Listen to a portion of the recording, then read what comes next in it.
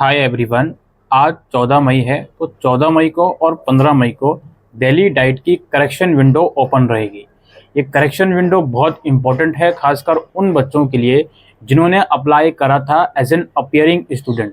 यानी कि 12th class का रिजल्ट 13 मई को ही आया है। अब आपने 13 मई को रिजल्ट आने के बाद अप्लाई करा है, 12th के मार्क्स अपडेट कर दिए हैं, कोई दिक्कत नहीं है। लेकिन मोस्टली स्टूडेंट ने 13 मई से पहले ही अप्लाई कर दिया होगा, लास्ट डेट भी 13 मई ही थी। तो आप करेक्शन कर सकते हो। 14 और 15 मई का आपके पास टाइम है।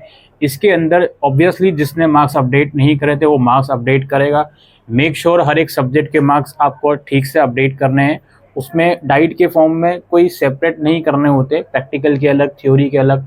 उसमें ओवरऑल 100 में से जितने आपके मार्क्स हैं वो वहाँ पर लिखने होते हैं। ठीक है, याद रखिए best 5 subject including at least 1 language वो आपको ऐड करना होता है।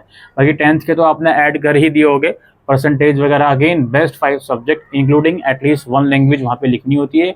और नीचे आपको इंडिविजुअल सब्जेक्ट वाइज भी जो मार्क्स आए हैं वो लिखने होते हैं। तो ये आप लोग कर दीजिए। इसके अलावा कुछ और भी आपको करेक्शन करनी है वो भी आप लोग कर सकते हो, लेकिन आपका नाम, डेट ऑफ बर्थ और ईमेल और फ़ोन नंबर, ये 4 चीज़ें आप करेक्ट नहीं कर सकते। कुछ बच्चों को डाइट के प्रेफरेंस वगैरह में भी अगर एडिटिंग करनी है वो भी वो कर सकता है। यहाँ पर मैं एक चीज़ क्लियर कर दूँ, डाइट के प्रेफरेंस में जो एडिटिंग है वो आपका जब एग्ज़ाम हो जाएगा उसके बाद आपकी रैंक आ जाएगी, उसके बाद भी उसका ऑप्शन आएगा। अभी करना चाहते हो अभी भी कर सकते हो उसमें एडिटिंग, बाद में भी उसमें ऑप्शन आता है एडिटिंग का, वो आप लोग कर सकते हो। बाकी यही एक इम्पोर्टेंट नोटिफिकेशन हम आपको देने आए थे। मार्क्स वगैरह प्लीज़ ठीक से अपडेट कर दीजिएगा।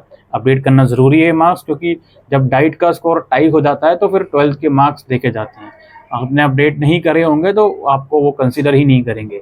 तो इस चीज़ों को आप लोगों को ध्यान में रखना है। ठीक है, अपना लॉगिन करके सारी चीज़ें कर लीजिए।